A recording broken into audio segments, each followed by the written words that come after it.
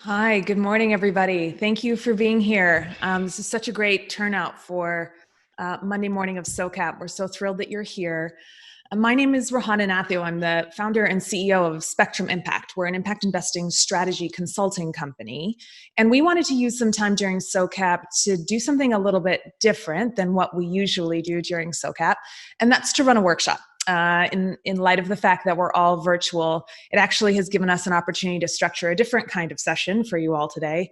And that is us digging in together about what an impact investing strategy is. Our hope from the conversation is that we give you all a set of tools, at the very least, a set of questions to begin to do this work internally. Especially as so many organizations are spending some time rethinking what their work looks like in today's day and age. Some preliminary rules of the road. This is going to be as interactive as possible. We'll have some polls, we'll have some worksheets. We'll give you all time to really dig in on the content. Absolutely up to you whether you want to turn video on or not. I appreciate that it's Monday morning for some places, particularly on the West Coast, so you don't have to. We will ask that you all use the chat function as much as is possible, and we will give you all muting and unmuting privileges as we get into the discussion. So, if for any reason your mic's not working, feel free to send myself a text or my colleague Carmel, who you will find on the participant roster. At any point, if you can't hear me, if you can't see me, throw that into the chat. And we'll just troubleshoot in real time. And we're so thrilled that you're here. For those of you who quickly glanced over the agenda and didn't see all of the details, this is a 90-minute session. So anyone that needs caffeine or a bio break, now's the time to do it. We will work breaks into our session together.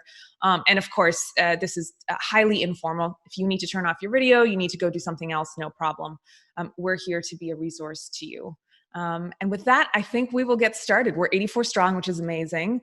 I'm pretty sure this Zoom channel only allows 100 folks, so hopefully we won't get up to that limit. And maybe we'll do this again if we find out that there are a lot of people that really want to dig in on this material. So we're just going to start this morning with a little bit of a poll. I just want to get a sense of who's in the room. Noticing a lot of familiar faces, which is amazing, a lot of familiar names, which is brilliant, but just a quick little sense of who you are and what you're coming to when you think about building an impact investing strategy. So we'll give you guys a few minutes to do this. I'll put myself on mute, make sure we're adding everybody from the waiting room, and be back with you again in a second.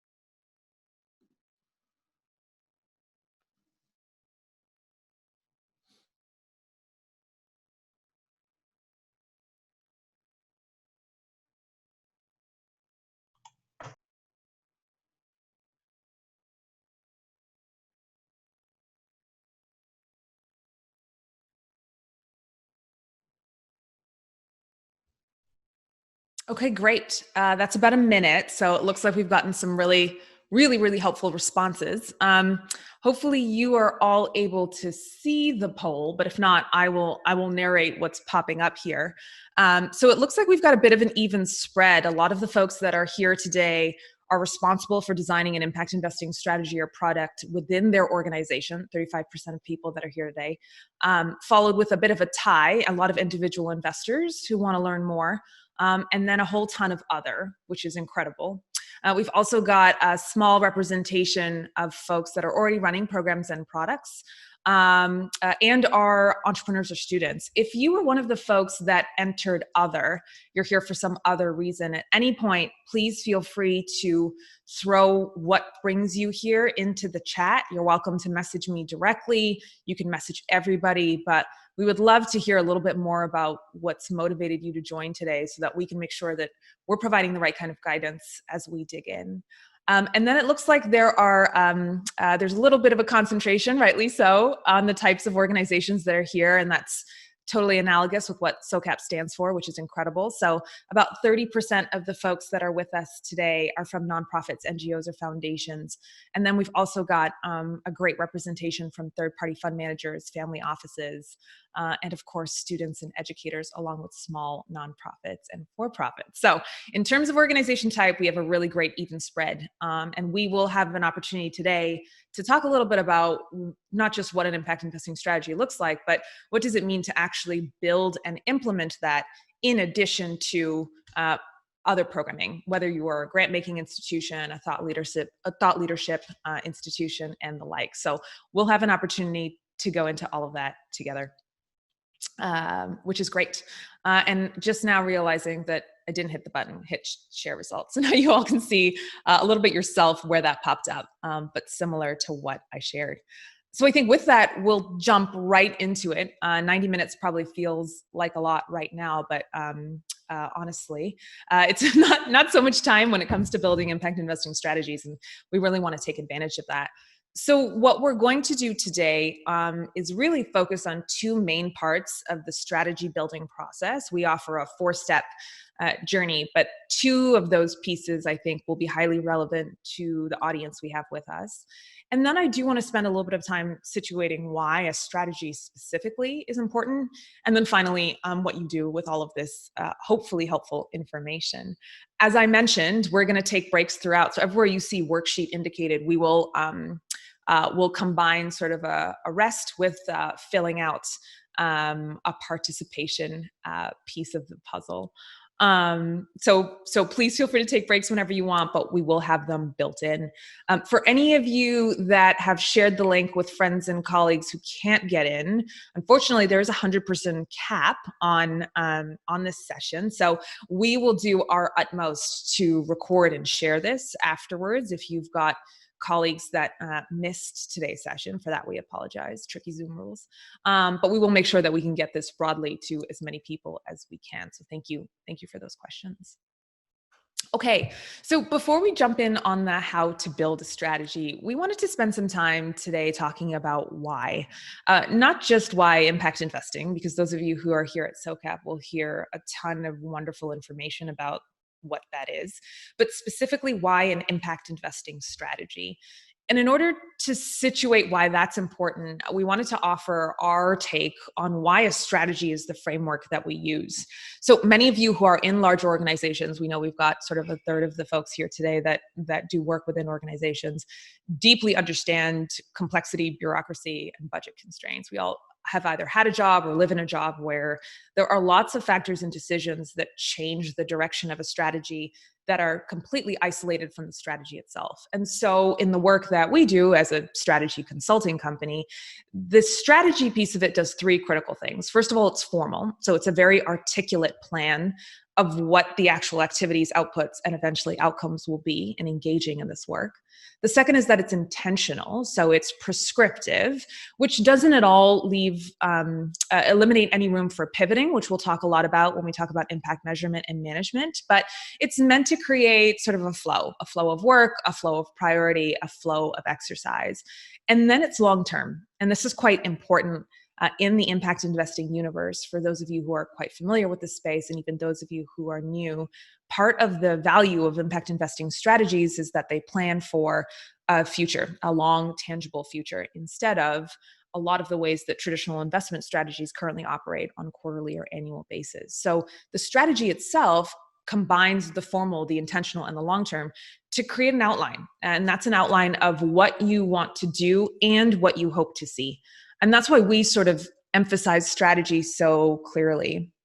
Over the course of my career, particularly the last 10 years that I've been in impact investing, I've had the great privilege to work in a lot of different types of organizations, and some of them quite large. And often what happens is that when decisions have to be made, the impact investing strategy, the new thing, the thing that's not very well baked or not very well fleshed out, is the first thing to go. So it's really important for us in our work to try and be as explicit as possible on what the plan is and give all of you who will be implementing these strategies an opportunity to actually see the work get done and protect that work as you're waiting for the results to happen, which of course will take quite some time.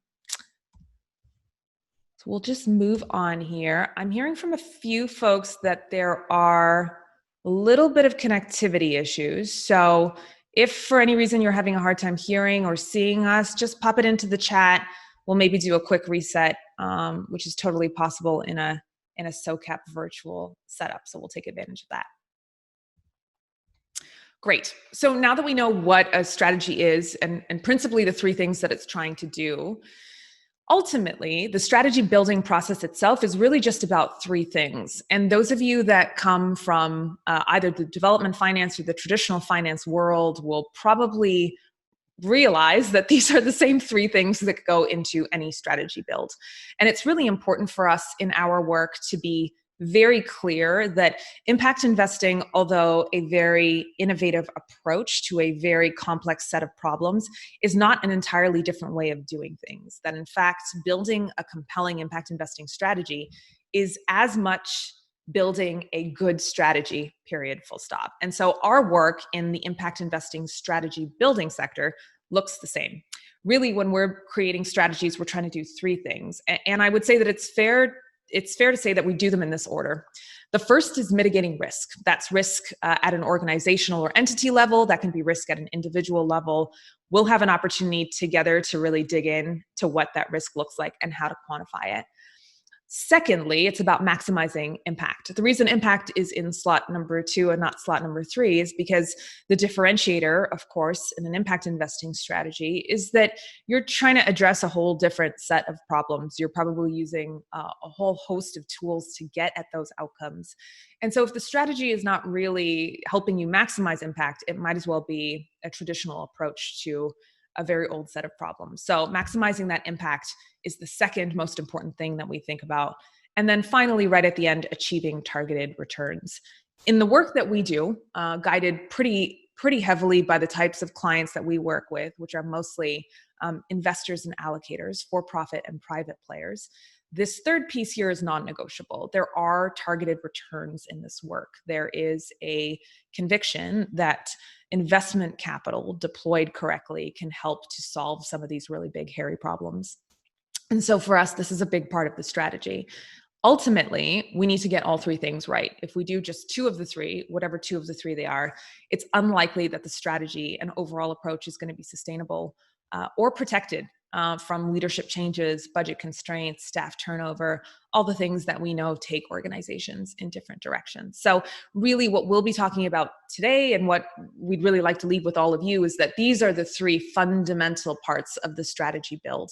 And they all work together. We'll talk a little bit about how they work together, but they all need to be there, which of course makes this work both incredibly complex and very exciting.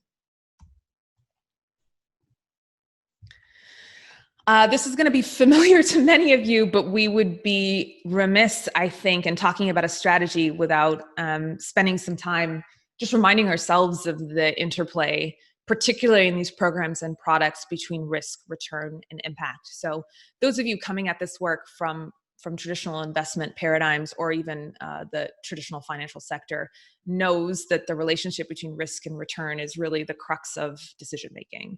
There is a certain amount of risk that investors are willing to take on, and in exchange for that risk, as well as in exchange for that capital and the cost benefit sacrifice of not being able to use that capital in different places, there's a certain amount of return that's expected. That is no different when we do our work to build impact investing strategies. There is a level of insecurity that our clients are willing to take on. And in exchange for taking on that insecurity, they expect a potential return. The complicating factor here, of course, and what sets impact investing apart is this idea of impact, that there are tangible, measurable, intentional positive outcomes that are targeted through the investments that are made. So the challenge that we all have, especially in the strategy process, is to continue to balance that tricky trade-off between risk and return, but also to make sure that they integrate impact in a really thoughtful, intentional, positive, measurable way. And so we offer this quick little schematic just to say that in the work that we do, all three things need to be considered, but also in the way that risk and return have a comparable relationship. The more risk that you likely take on, the more return that you sometimes expect. Impact follows along that methodology. For a lot of the investors that we work with, there is a high risk tolerance intended for high impact outcomes.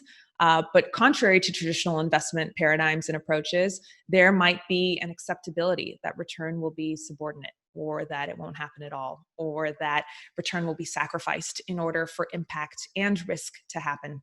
So the differentiator here is that we have to take that really unique risk and return relationship, infuse impact into it, and then start to change our assumptions a little bit on which of these things rise together and which of these things fall. So our challenge when we get involved in the strategy build process, as I said earlier, is really to focus on this interplay. What are the priorities across risk, return, and impact? What are the superior priorities? What are we not willing to sacrifice? And once we've outlined what that looks like, we get to start slotting in the right products and tools and approaches that make sure that the order within which you are approaching this problem is protected. And that's really the crux of what the strategy process is for us. Do we have a really good sense of what's important to you? Do we have a prioritization of what's important to you? And once we have that, then we can start building. So this, you'll hear us refer to the risk, return, impact interplay all over the course of this workshop. And doing that, hammering it home so that you all get a sense of the real task at hand, not just today, but when you're building your strategies, which is really figuring out your sweet spot across these three dimensions, which is fun, not easy, but a lot of fun.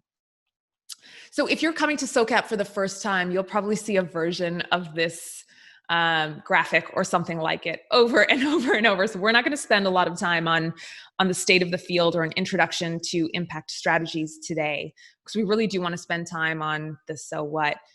But providing this wonderful schematic from Bridges' 2017 report to give you all a sense of how risk, return, and impact change over the course of each of the social finance approaches, that you can choose. And that spectrum of capital is really equivalent to a spectrum of risk tolerance and return expectations. We'll put the link to the Bridges report, which is fabulous, into the chat so that everyone has access to this resource. But the main takeaway here is that as you move across the risk and return spectrum, you are also making some decisions around the impact that you want to see. And of course, for every schematic out there in the social finance ecosystem, there's another schematic that refutes the prior schematic. So anyone who's looking at this and thinking, oh, I kind of get it, but actually that's not the way we do our work, perfect. That is deeply analogous to what is so incredible about the space, and quite frankly, why strategy is important. There are always exceptions to the rule. And then again, we don't need to preach to the choir here because you all get it, but this is a growing set of investment approaches to a really compelling set of problems that we will all have to contend with as long as we live on planet Earth. So the schematic that you're seeing here, the graphic, is from the Global Sustainable Investing Report from 2018. Again, we'll put this in the chat so everyone can peruse it, but essentially we're just sort of showing a illustration of the point that you've read over and over in articles, and you will hear over and over in SOCAP, which is that social finance strategies are on the rise, particularly in light of COVID. Many of you have probably seen the performance of ESG or socially responsible public market products to their non-impact peers. And we've enjoyed, quite frankly, 2 quarters of outperformance, which only helps support the argument that if you're not really thinking about your effect on people and planet, you're missing something in the way that you're thinking about the companies that are going to be long-term sustainable and successful. So again, we're not going to spend too much time on why social finance, because you're all here already. You're the converted, but it would not be a complete presentation without talking about sort of our optimism for the future of these strategies. Great. So jumping into the really fun part, as I mentioned in the intro, we usually go through 4 major steps of our strategy build. And the 4 steps that we dig into are quite deeply informed by the personal experiences of the Spectrum Impact team. So as I mentioned earlier, prior to founding this firm 2.5 years ago, I spent about a decade in impact investing, primarily building impact investing strategies and some products, mostly funds, for relatively large but very different organizations. I started my career at the UN, moved over to the Rockefeller Foundation, Bank of New York Mellon, and the Case Foundation. And any of you that are familiar with the impact space in the United States will note very quickly that those are 4 very different types of organizations. And the biggest learning lesson for me, which I absolutely did not anticipate, was that the challenges in all of these types of organizations are more similar than they're different. It doesn't quite matter if it's a large organization or a small one, if it's private assets or an endowment, if it's a gift or if it's revenue-oriented capital.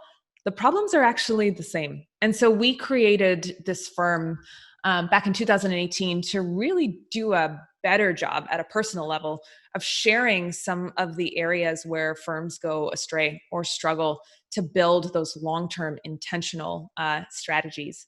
And in doing so, we sort of circulated our methodology around 4 major competencies. The first is the strategy itself, the definition that I provided to you earlier on in this presentation about what is the change that you want to see and how do you want to see it. This is probably the most simple part of our approach to understand, but as I'm sure will come as no surprise to any of you, it is absolutely the hardest part. It's really where a lot of organizations struggle to come up with consensus on why we're doing this work at all, and where we're going to spend a lot of time today actually digging in. Once we do that, once we build a strategy that really feels meaningful and accessible to all of the stakeholders in your organization, there is some training and engagement to do. Often, a lot of organizations build the strategy and immediately move towards design of a product or sharing to external stakeholders. And we find that there's always a missing point. Even if you have all of the right people around the table to create this strategy, there's some work to still do. You need to bring along all kinds of stakeholders, from the board and investment committee to the C-suite to the implementers themselves. Often there's peer organizations that you need to bring into the fold that need to understand why you're doing things differently. And quite frankly, for a lot of organizations, the implementing teams themselves need a little bit of time to really understand why we're doing things a different way.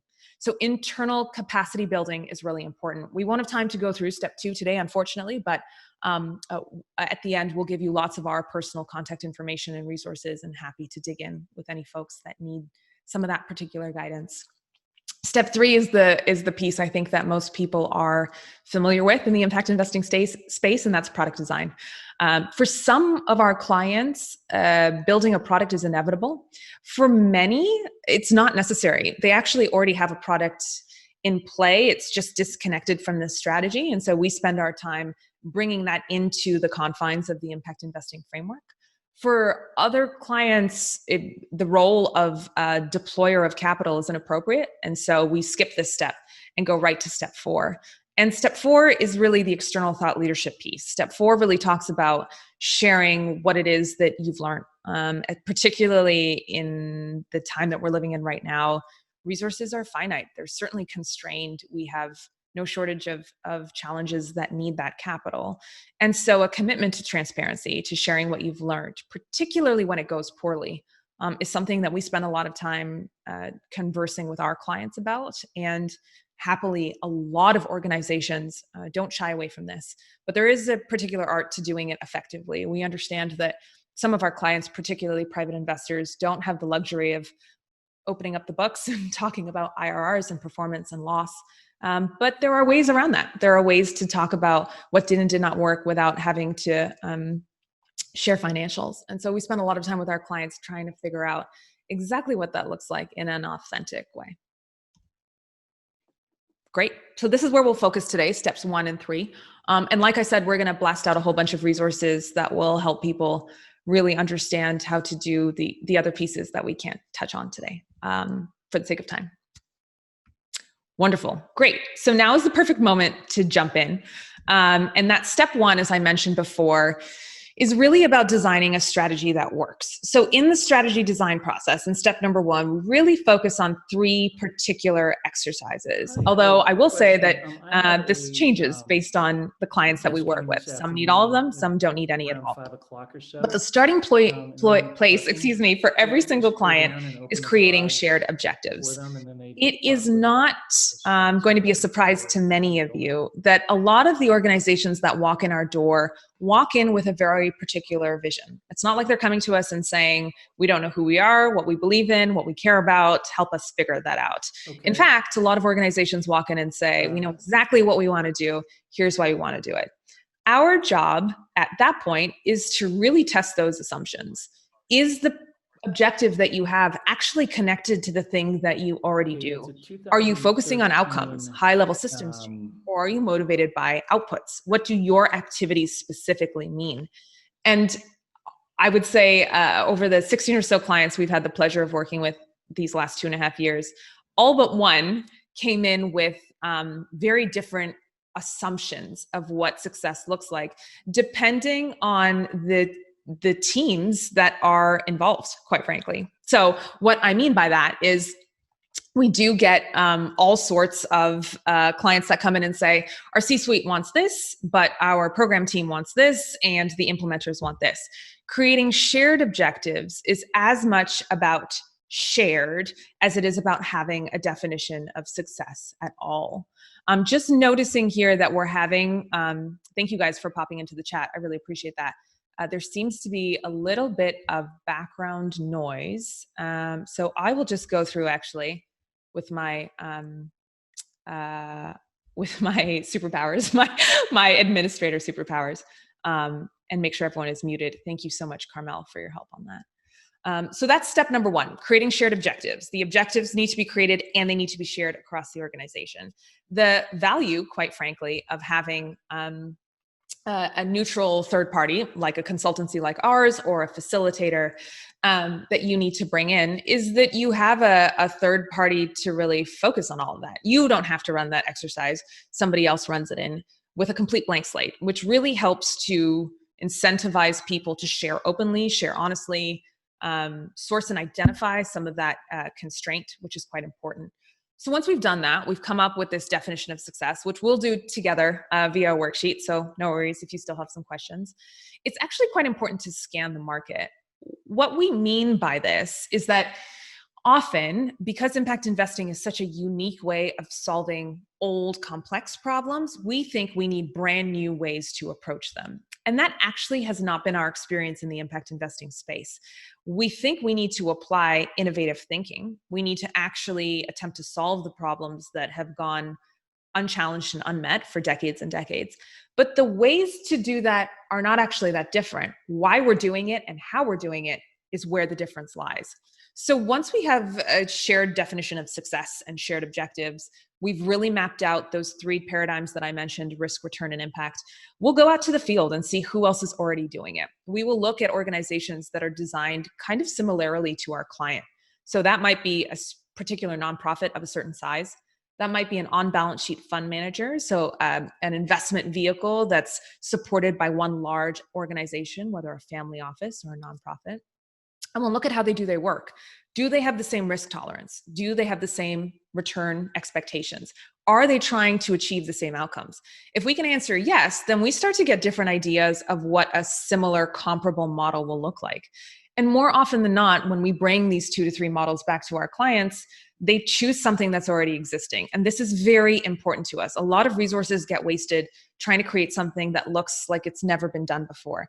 And to us, that's not where the efficiency lies. The efficiency lies in you deploying your capital in something that actually makes sense for you using tested mechanisms that exist in the space. So scanning the market seems like a really benign throwaway in here, but it's actually a very important part of our process, quite frankly.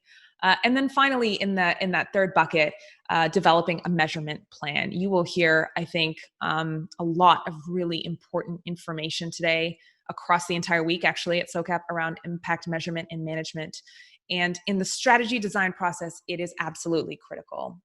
We'll talk a little bit about what it looks like, but just very briefly, very simply, it is the best way to figure out if things are working. You can be a believer in IMM. You can think that it's impossible to do. Our standpoint from the strategic perspective is you need to understand if your resources are being deployed effectively. And the only way to know that is to know what they're doing. So we sort of take some of the nuance out of IMM and just build it in as a strategy imperative.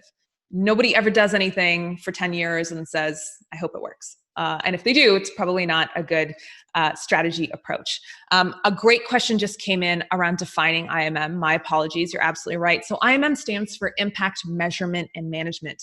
We'll talk a little bit about what this looks like in the strategy process, but this is really an approach that helps you figure out if your investment capital is achieving the outcomes that you have set out. And we will go into what IMM looks like in the strategy process, but I'm guilty of the jargon, so thanks for that flag. So these are the three big steps that we go through together. And these steps are, as I mentioned before, really just about setting expectations across the strategy process.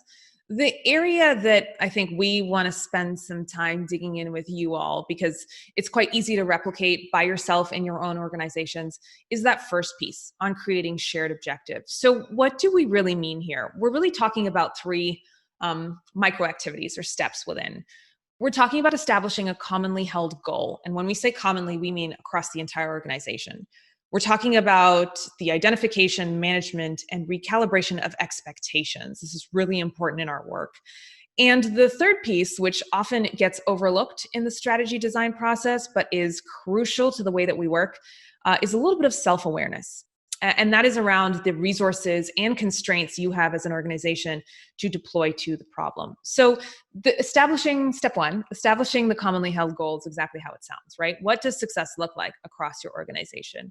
As an organization, are you motivated by attribution? So this thing happened because of us, or contribution. We supported the solving of this problem in this particular way.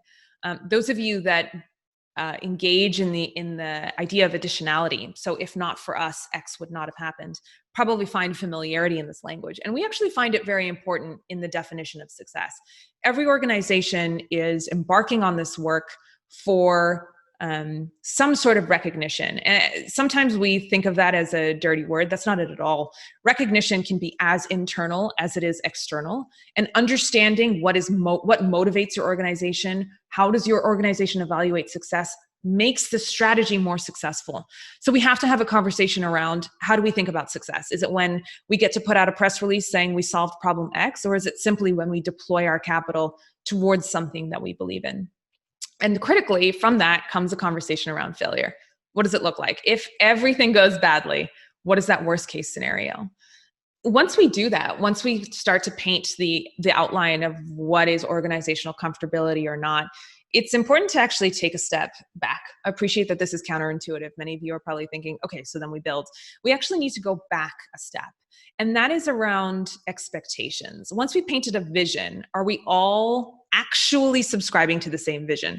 Do we all have agreement on why we're doing this work? If we don't have agreement, is it why we're doing the work or how?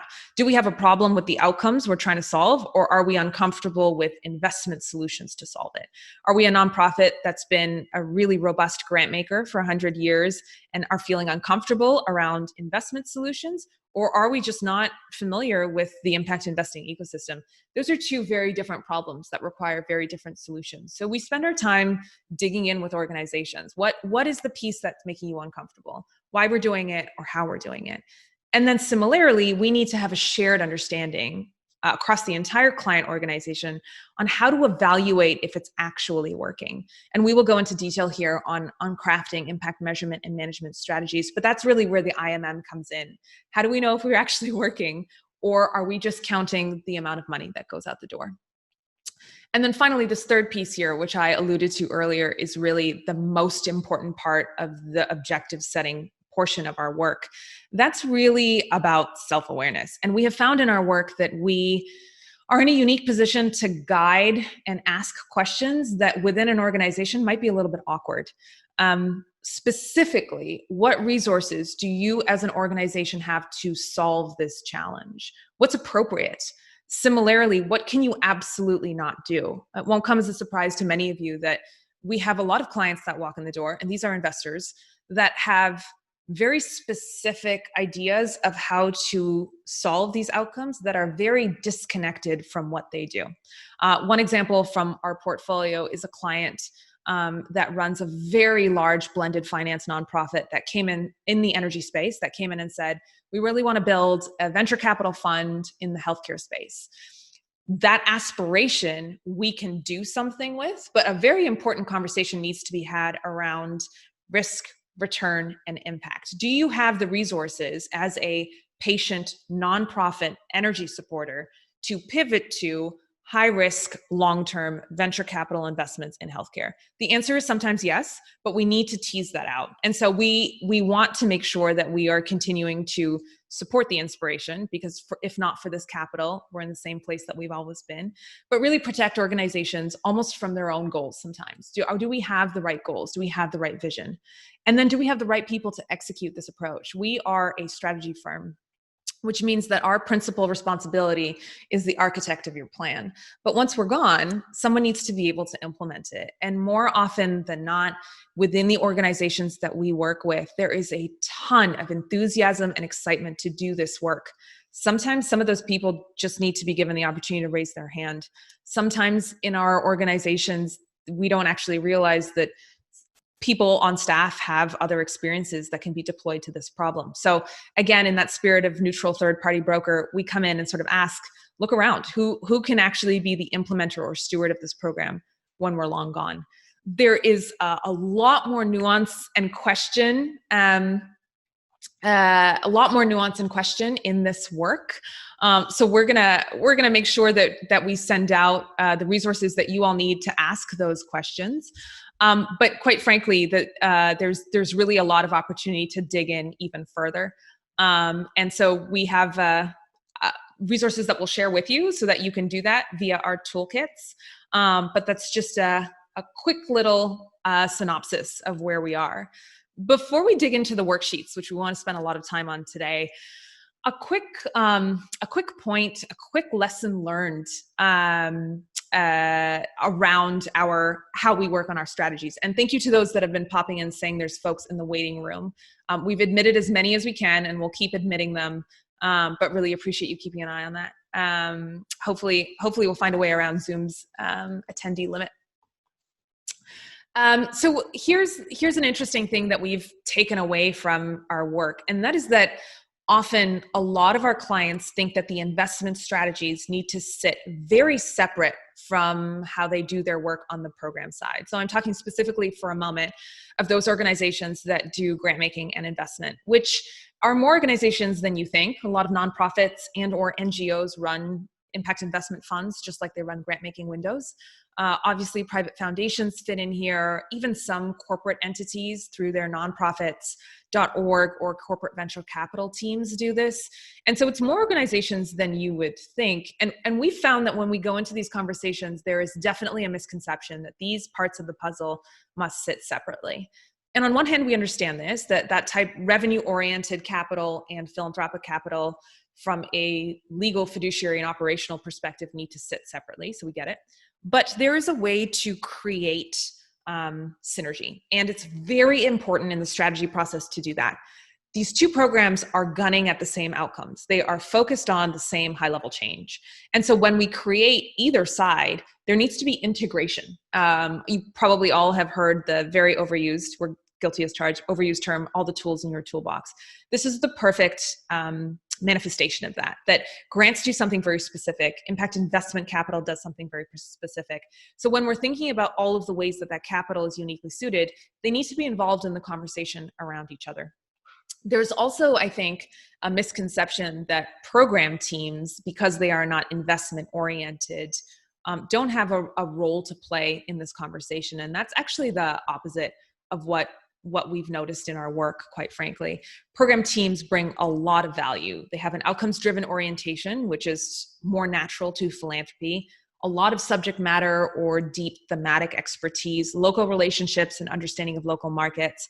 So the punchline here is that when you're thinking about the objective setting process, which requires as many stakeholders as possible, our guidance, our recommendation is to bring in folks from other teams that may not touch the deployment of this capital, but are critical to figuring out if it'll work. And some of the best organizations we've seen in terms of execution of the strategies that we've created do that really seamlessly. And happy, when we go through the worksheets, happy to talk a lot about how that works, because we know that that's not an easy thing to do. So again, want to make sure that we're leaving as much time as is possible to get to the worksheets. So a quick note about IMM. We had a really great question around this definition. Thank you for that. And I mentioned earlier that the impact measurement and management space within impact investing is entirely its own field. It's incredible to watch how many new organizations are doing this work specifically for third parties. There is a lot of rigor, I think, that has been introduced into impact measurement and management over the last 12 years of this ecosystem that really wasn't there before. If this is particularly of interest to you, in addition to the toolkit that we'll send out, we also did an episode of a webinar series this summer specifically on impact measurement and management with actual IMM experts, of which I absolutely am not. So we will send out that link in the chat so everyone can dig into that if this is really where you want to focus. But at a high level, 3 things that strategy does. It lets us know if the information that we have is enough to figure out if the intervention is working. It gives us a sense of what data we need and who needs to help us capture and then aggregate that data. And then it gives us the moment for natural pivot. More often than not, without building in really effective impact measurement and management, you're sort of locked in. Your strategy becomes a document that doesn't really evolve with time.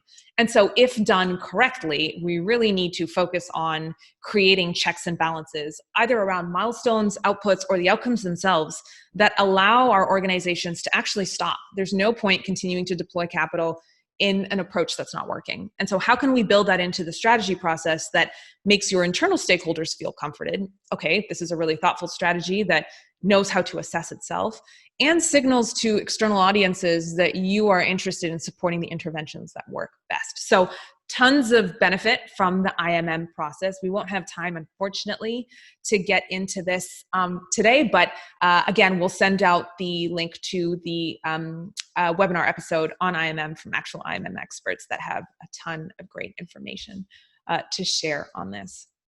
So we've overwhelmed you with information. We're going to take a moment right now to dig in together on a simplified version of a worksheet that we use with our clients in a live virtual workshop. So what we would love for you all to do, we'll give you about 5 to 7 minutes so that you can fill this out and take breaks and get coffee and all that other really great stuff. But what we would love for you guys to do is go through this worksheet and try and get a sense of who you are. For some of you, you can do this in about 30 seconds. For others, maybe this is the first time you're really thinking about it. And what we want to do together, not only give you an opportunity to see some of the questions that we ask at the most basic level, we want to take a quick poll of where people have landed. And then I'd love to spend some time explaining why these things are actually important. We won't, based on our size today, we had no idea how many people were going to show up. So based on our size today, we won't have a chance to really have a lively discussion, unfortunately, but we will spend some time sharing why these questions are important so that you all have exactly the right resources that you need to be able to ask these questions internally. So if it's okay with everybody, I'll suggest that we come back at, let's call it 11:53 Eastern time. That'll give everybody about 7 or so minutes to fill this out and take whatever breaks you need. I'll turn my video off so that you can see this screen clearly. And then please keep your questions going, coming on in. We really appreciate them. We will make sure to work them in. If you're having any technical difficulties, do ping me privately in the chat, and we'll see you all at 11:53 Eastern. Thanks so much.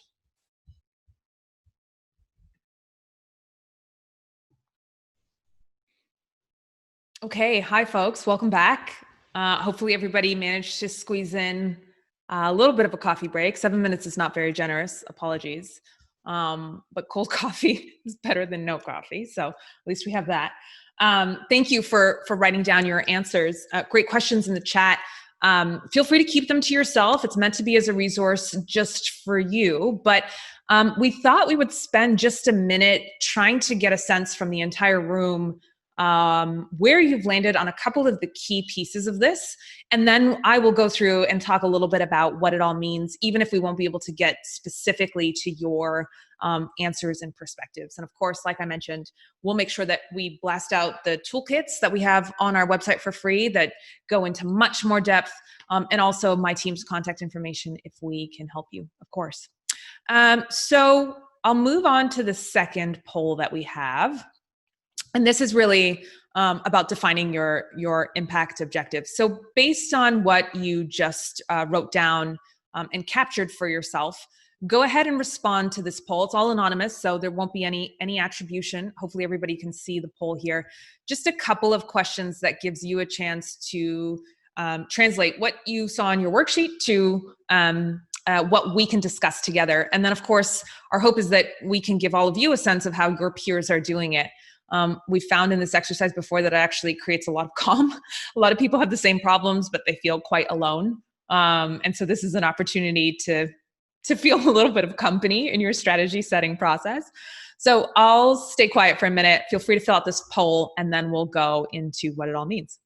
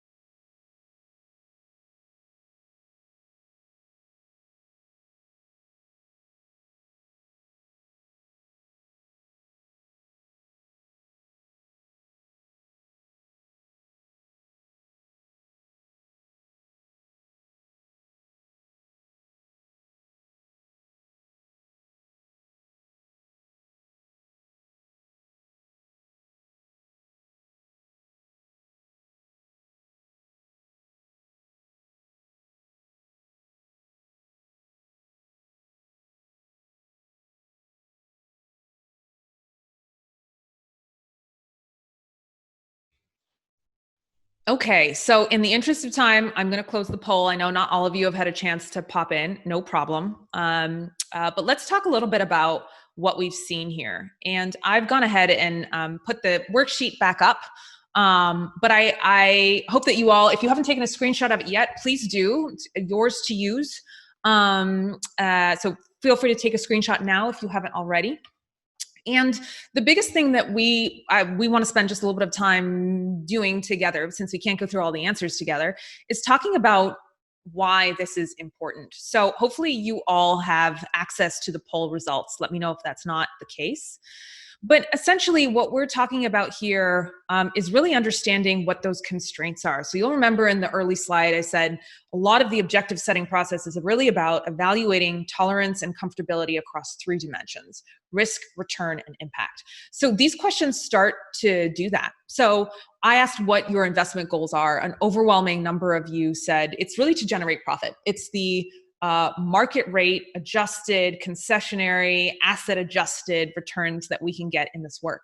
For others, an equally hefty amount, 40%, it's to preserve your initial investment. So when we ask that question, what are your investment goals? We're really getting a sense of your expectations around risk, return, and impact. What I mean by that is, if you were to say right off the get-go, look, we're in this to generate a profit, we would use other tools if that wasn't possible, like grants, subordination of some kind, thought leadership. So in order for this to work, in order for us to be able to generate the outcomes we want, convince our internal stakeholders, demonstrate to the field that this is meaningful, we need to generate a profit. Now we have a really clear sense of what your impact returns are. As part of that process, we also get a slightly better sense of what types of investment tools and approaches will generate the returns that you need. So I say all of that to just share that intuitively, I think you're all here, but the relationship between these 3 dimensions is really quite interconnected. So assuming that the majority of you want to generate profit, you have particular returns in mind. Maybe you have an actual level or hurdle rate. Maybe your IRRs are very clear, whatever the case may be. You know the return that you need to generate, the kind of profit you need to generate roughly. That has with it some direction, instruction on the types of asset classes you should be invested in. And those two things together give us a sense of what type of impact you can have. For example, if you are particularly interested in private market investments, so for the sake of example, let's just use venture capital or private equity.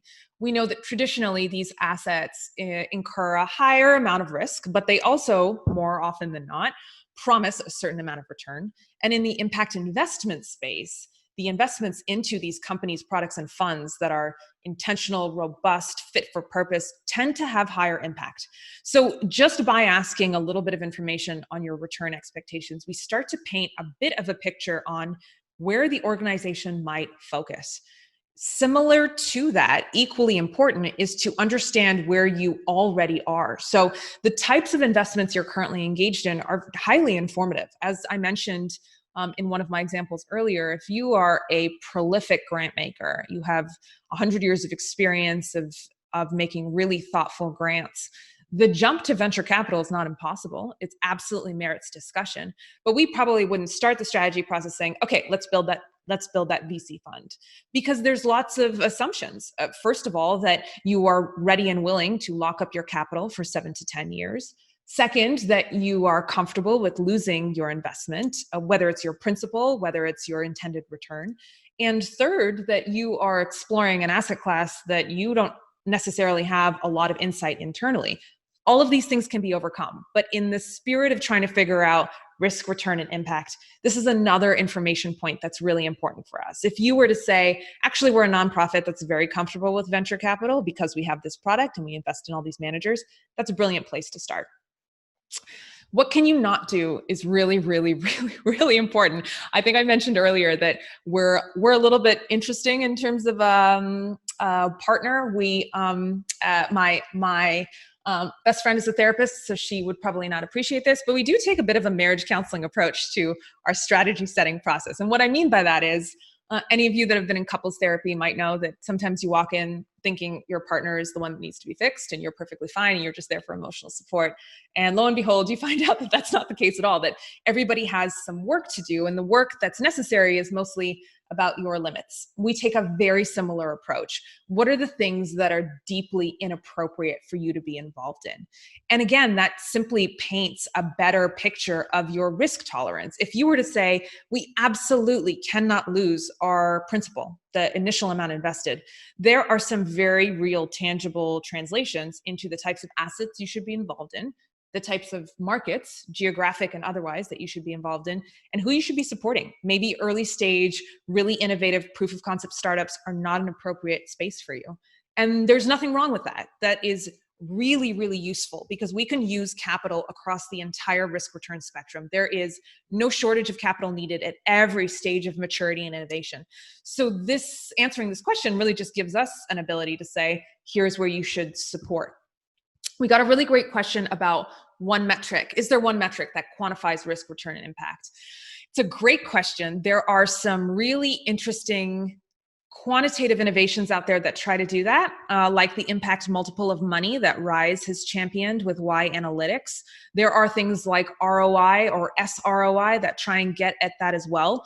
In our work, we do not. We do not use one particular metric, and that's primarily because in doing this process, the prioritization that we do, so risk first, return second, impact second, returns third, helps to narrow out the options so that there is virtually minimal trade-off. What I mean by that is, because we look at where you cannot play, where you cannot participate, where your tolerance is not, any of the investment opportunities that would contravene that risk tolerance are sort of eliminated from the menu of things that we propose. We'll probably talk about them anyway because our clients are here to learn. But more often than not, because we do that prioritization, our clients don't really need that one metric because they feel pretty good about the fact that their approach is trying to maximize for all three. It's a really important question, and a lot of our clients like to use those types of metrics. So the impact multiple of money, also the acronym is IMM, which I appreciate is a little confusing, is one place you might want to look. SROI is another place that you might want to look. And then the question around an impact weighted risk return measure, this is really important. So the way that we articulate or codify this is most of the time in our strategy work, we create an acceptable floor or minimum threshold. The threshold could be around returns, and often it is, like a hurdle rate. But more often than not, it's an impact threshold. So in the impact measurement and management framework part of our work, we create a floor. We are doing this work because we want to see X. Sometimes that's output oriented. We want to touch 100 lives. Sometimes it's outcome oriented. We want to see eradication of poverty in X, Y, and Z geography. Sometimes that's our hurdle rate. Sometimes that's our floor and our threshold. So it depends based on what our clients need, but we do spend a lot of time trying to assess what is the minimum we are willing to accept on the 3 categories, risk, return, and impact, that we find really important. Thank you for that question. So how long are we willing to wait to see if the approach is working? This is a much more critical question than it probably seems. And a lot of you here answered 1 to 3 years, which is quite traditional in terms of what we hear. And the reason that this question is in here is because it is as much about liquidity as it is about risk tolerance. So in my earlier example of the wonderful nonprofit that came in with the 100 years of experience in grant making in environmental and energy issues, that was trying to do something that was maybe venture capital oriented. This was an important question that we asked, and we got a similar answer. We can wait 1 to 3 years. Those of you that are more familiar with the private market space will know pretty quickly that is not congruent with the way that venture capital investments work typically. There are ways around that. There are convertible instruments that provide liquidity to investors, but without getting into all of that complication, very quickly, we have a check and balance in our strategy process to say, even though our client's really interested in all that VC can accomplish, organizationally, there is a lack of tolerance to wait that long, which is in no way a bad thing. I can't imagine a single way that that's a bad thing. Again, it just allows us to get to a place where the capital you have to deploy is appropriately placed across the risk return spectrum. Similarly, the question around what do you invest in is actually really important because it gives us a sense of who are your partners in helping you demonstrate whether the thing that you're doing is effective. So if you are investing directly into end beneficiaries, startups, communities, and other companies, as so many of you are, 30% of you are, then you actually can use your investees to help aggregate data. You can create baseline measures. You can ask for their help in trying to figure out the type of impacts that they're having. If you work indirectly, you mostly invest in intermediaries like CDFIs or fund managers, you probably need to come up with a framework at the investor level, your level, that you can give to your managers to help them figure out what they need to gather from their portfolio companies. And many of you identified, almost half of you, that you use a hybrid approach, so you need both. An important word of caution, maybe, that many of you have probably experienced intimately, and that is that often the burden of reporting is passed on to the entities that are least set up to do it. So what happens quite frequently is for a lot of investors, the impact measurement and management activity happens at the entrepreneurial level. These are often early proof of concept, innovative startups. They are early stage in their adventure, which is why they're working with you all. And the demands for impact measurement and management reporting of any kind is incredibly burdensome. So we spend a little bit of time working with our clients to also right-size expectations around the type of data you can actually ask for and who you should be asking it from. On that level, we are totally motivated and inspired by all of the progress we've made on the IMM side. Any of you that have been poking around the GIN's annual investor surveys, probably in the 2020 survey, you probably saw that great schematic of 14 to 16 frameworks that exist out there that are free or at cost, easy to use, technologically enabled. So we're making progress. We're finding better ways to spread the burden of reporting, and we're finding ways to use technology to do it better. We're not totally there yet. We're not at standardization in the way that we would want, but this is another way to adjust expectations on what kind of information are you going to see and how quickly. And then the last question that I just want to make a note of is really how you think about change. So when you are approaching these really big, complex, systemic challenges, do you go at it alone? Are you happy being an anchor investor or a lead investor? Or do you rely on the diligence of others? Do you only co-invest with a particular organization? Do you have to take on the burden of due diligence and investment management, or do you just support those that are already doing it? And the reason that we ask that question is because the investment internally that you need to make is drastically different. So at a former employee, the organization that I worked with, we built an impact investing fund. It was not very large. It was a $20 million fund of funds. It was made in managers that were in private equity, venture capital, and private debt. And we were a co-investor. So every time a major DFI that we chose did diligence, they would share their information with us and we would come along in a co-investor position. That doesn't at all mean that we didn't have to do our own diligence and our own vetting, but it does mean a lot about how many people we needed on the team, the type of investment confidence we needed on the team, who needed to approve on our end. So all of these things that I've sort of laid out here, and if you haven't taken a screenshot of this yet, please feel free.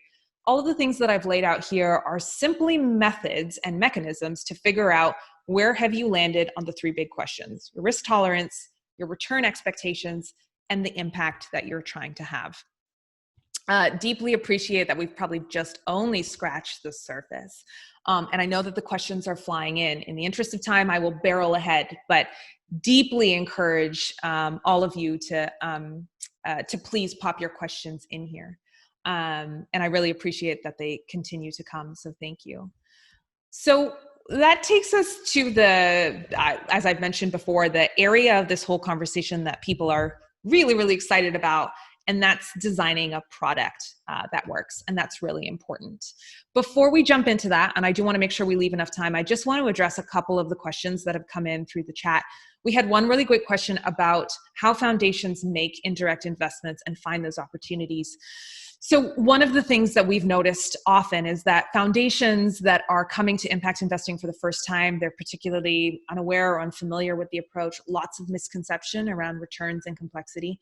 Those organizations are perfect partners as co-investors, that there is a lot of capital that is needed to deploy to some of these problems. And there are a host of organizations out there that are happy to be in an anchor or lead position.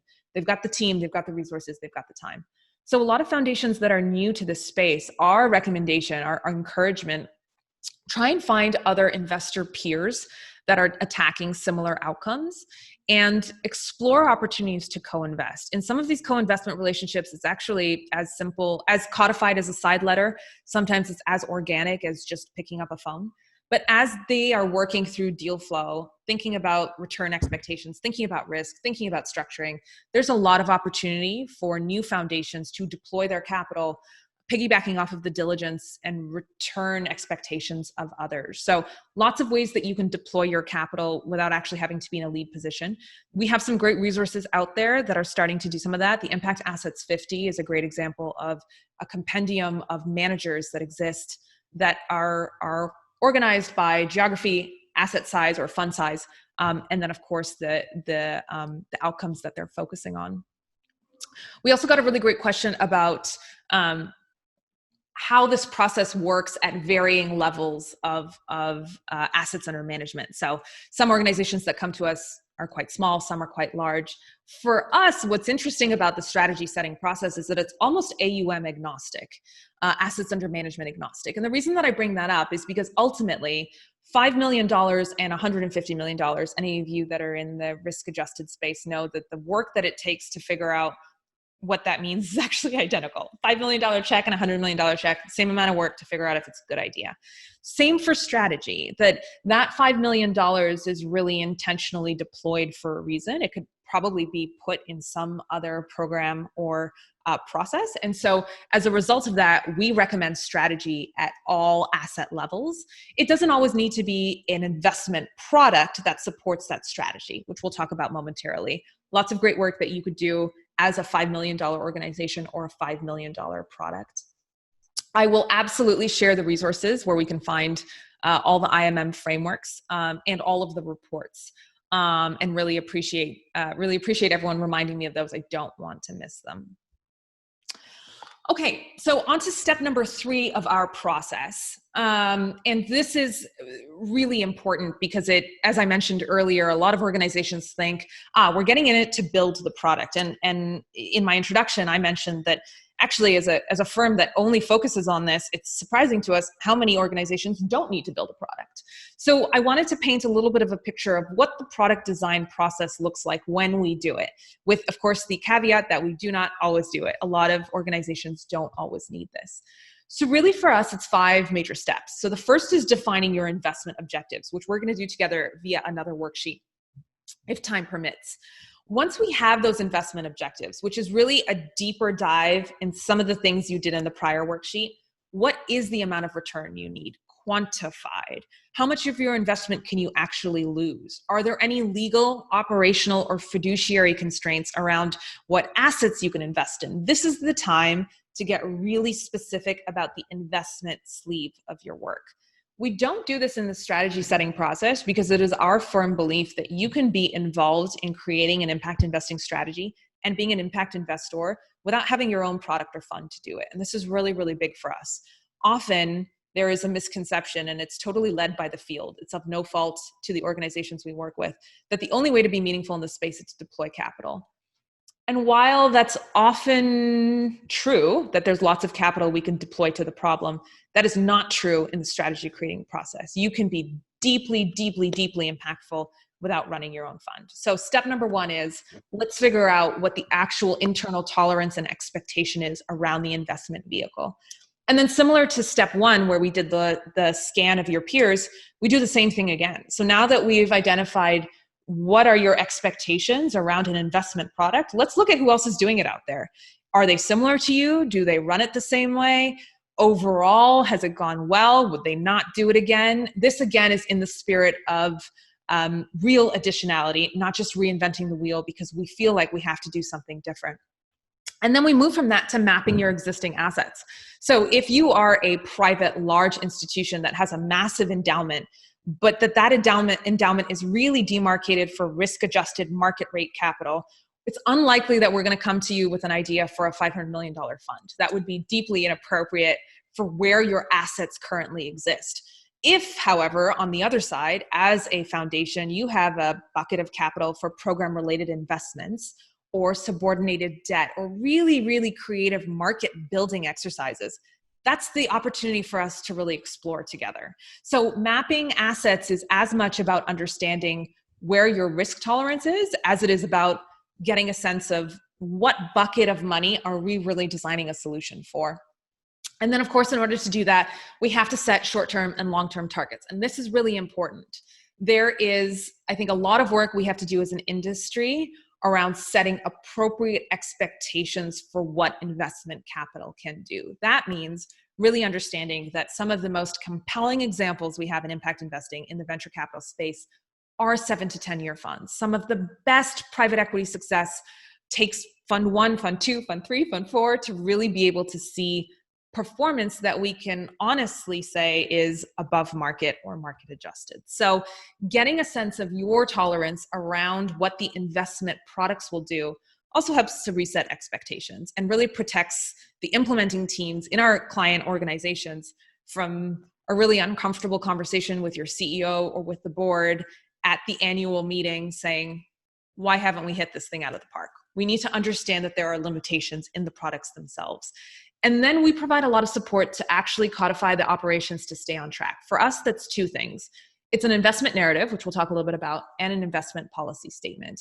And the desire to do these things is to really give our client organizations tools to reference why we did this in the first place.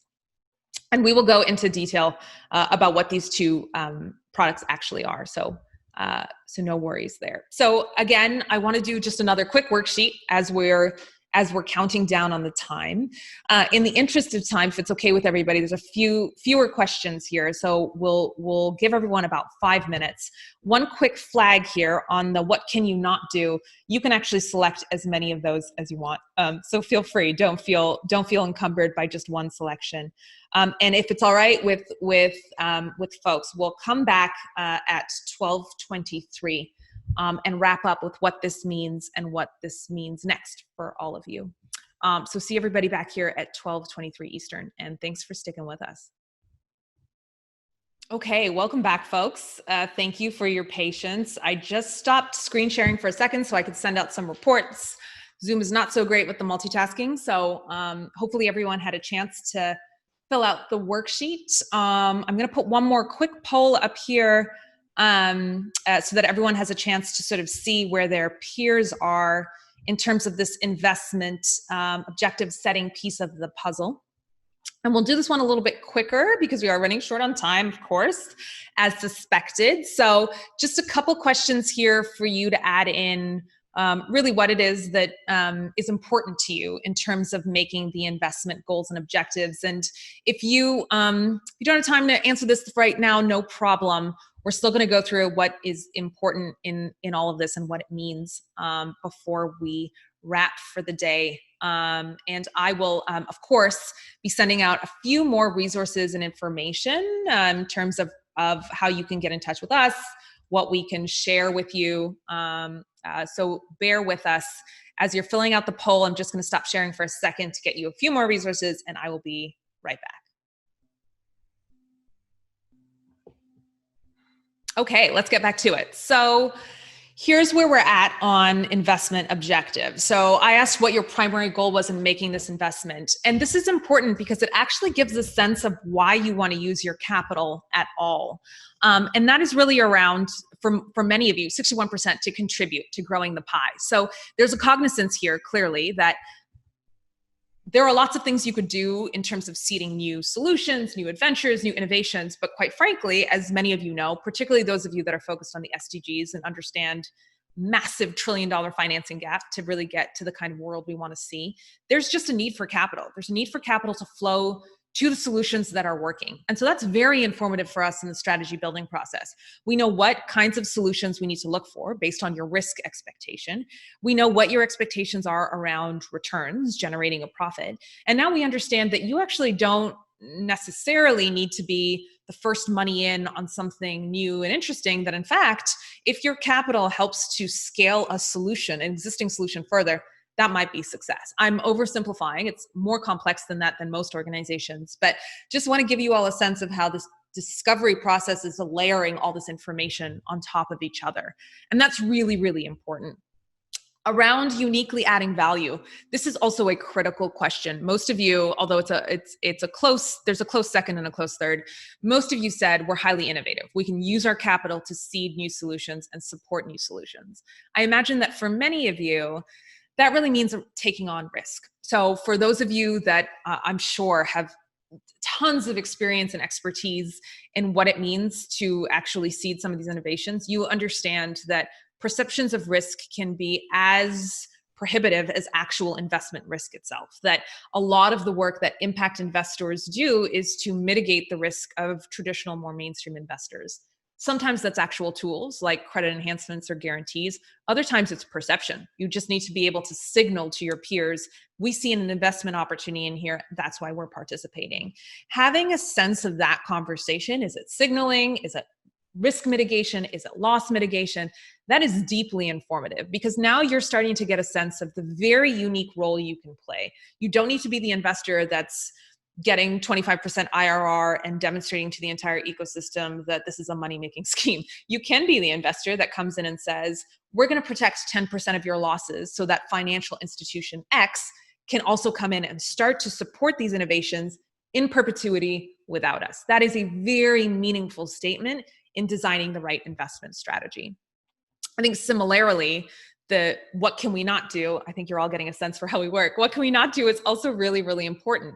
And the idea of brand and reputation, I'm so glad that 76% of you responded this way because ultimately we've come full circle. This is why a strategy exists in the first place, that reputational capital, brand capital is so critical for organizations that have decided to be involved in this space at all. It's risky, it's untested, it's complicated, it's hard to explain to your donors, funders, LPs, stakeholders, board.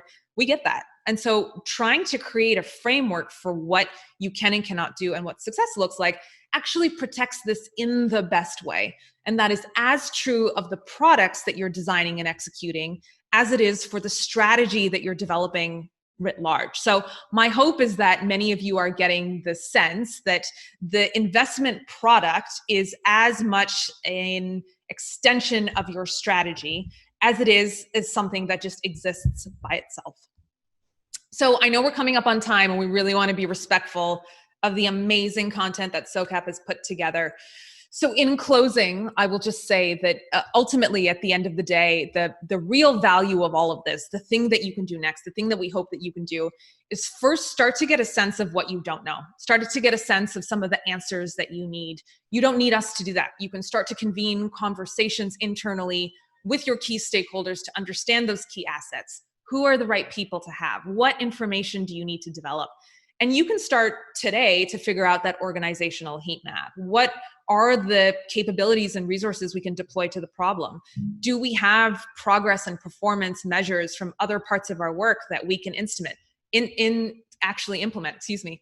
And then you can start. I mean, really, truly, organizations like ourselves and our peers, we exist to guide and execute this process. But if I've learned anything from my work in impact investing, is that all it really takes is a few critical entrepreneurs to really start this process. So it's our supreme hope that you all have had an opportunity to think about some of these questions. Apologies for running short on time. We would have loved to have gotten to so many more questions. For folks that were asking about access to the slides, we are going to put a recording of this on our website. And I've included our website here, www.spectrum-impact.com. So hopefully that will be up there soon. My contact information is always also there.